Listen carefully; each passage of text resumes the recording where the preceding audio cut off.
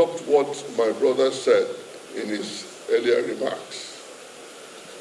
And I am proud to say that this is the very first time in the history of the Nigerian Bar Association and of the history of the justice sector meetings or summits that we've had in this country that the Nigerian Bar Association is having this justice sector summit along with the Ministry of Justice under the leadership of our illustrious member, Prince Lateef Fagbemi, Senior Advocate of Nigeria.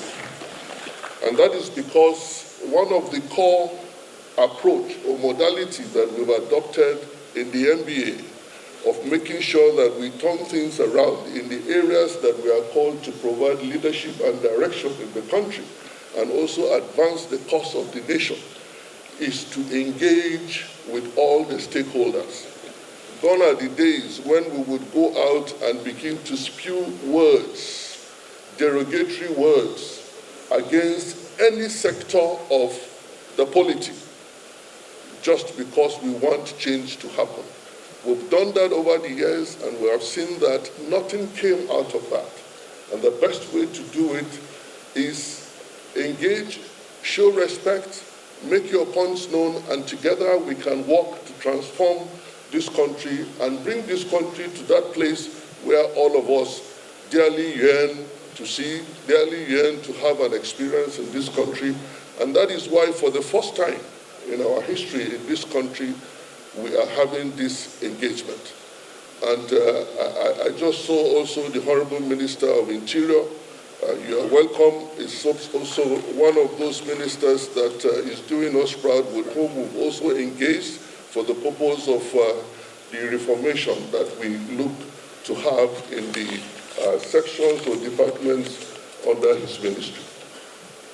My Lord, the Honorable the CJN, when topics of this nature are put together for a summit, what comes to mind immediately is that the judiciary is singled out for some form of condemnation. Yes, we may not be where we ought to be in terms of what we expect of the judiciary and the efficiency and the effectiveness of the judiciary. But something very comforting happened to me in March this year when I had the opportunity to travel to Canada, and I had the privilege of witnessing the hearings of the Supreme Court of Canada on the 26th and the 27th of March. Not only that, I had a session with the registrar of the court, the registrar of the Supreme Court. There I discovered that even though that court would be 150 years next year, 150 years, will be celebrating its 150 years of existence next year. It was not until 2022 that they developed a formal documented process of appointment to their courts. So when we draw comparisons with countries and try to compare what happens there with what we have here, we play down what obtains there in order to vilify our system. And that is why I had cause in some occasions to say sorry to your lordships, in spite of the good works that your lordships are doing under such hard conditions, yet we haven't shown enough gratitude. That is not to say we do not have challenges, but where we have things that your lordships have done to keep this country together. And I dare say that without the judiciary, this country would have been torn apart a long time ago. The statements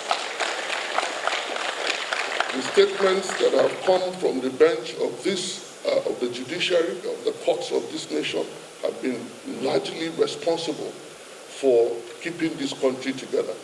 That is not to say that efforts like that of the military, under now the gallant leadership of our Chief of Defense Staff, is being ignored. In a statement that I issued early this year, I did indicate that the position of the judiciary is no less the position of any of the security agencies. Because if you do not deliberately invest in the judiciary, then you are ignoring the very fabric, the very foundation on which this country stands. That is why we've consistently called on government to make deliberate investment in the judiciary, because there lies the existence of this country. Just like my friend who earlier mentioned the quote from Usman Fodio, who said a country can exist without religion, but it cannot exist without justice. And you know we are very religious in this country, but that is not where the answer lies. The answer lies in delivering justice to the people, such justice that the people would accept as having decided their disputes, as having guided them on the path of growth, on the path of justice. And it is only the judiciary that is peculiarly positioned to deliver on this assignment. I'm sorry to say, even though we have our illustrious member as the president of the bar, or president of the Senate, that responsibility does not lie in this legislature. That responsibility does not lie in the executive.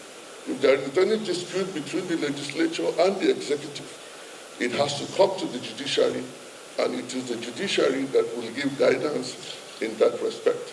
Similarly, even the laws that will come from the National Assembly, your lordships are the ones that are endowed with that wisdom that will pray into the intent of the legislature and guide this country on how to comply or move with those legislations.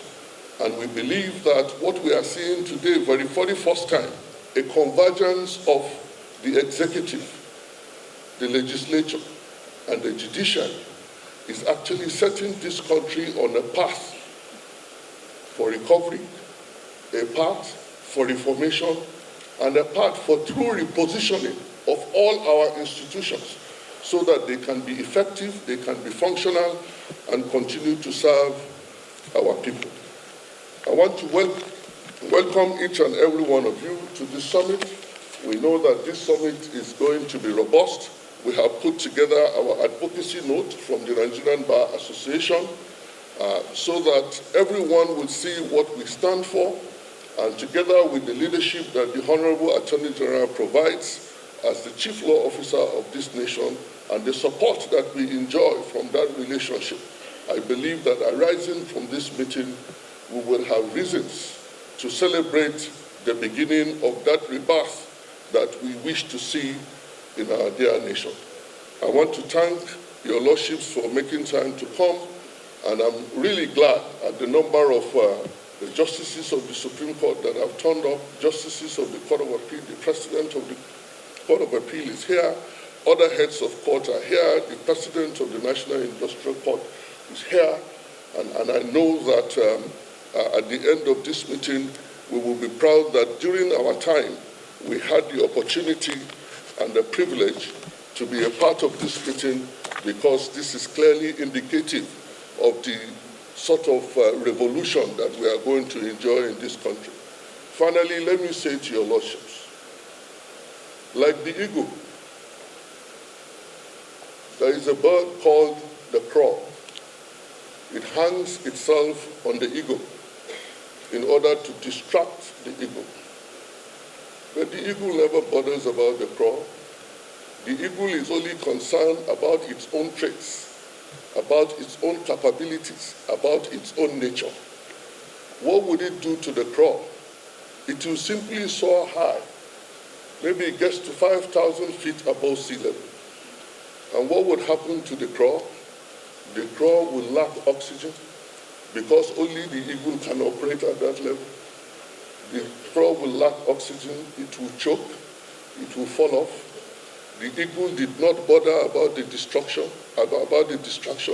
has remained focused because it has a target to achieve. Continue to be an eagle. Focus on the assignments that you are called to do with honesty and integrity, without fear or favor, which is what an eagle is. Very courageous bird. It launches because of its ability to sight its prey several feet above sea level into the sea and pick its prey. Because of that focus and its refusal to allow any crow to distract it. Your Lordships, you are eagles. Exhibit the traits of eagles as you continue to do your jobs, and I know God Almighty will continue to help you. Thank you so very much.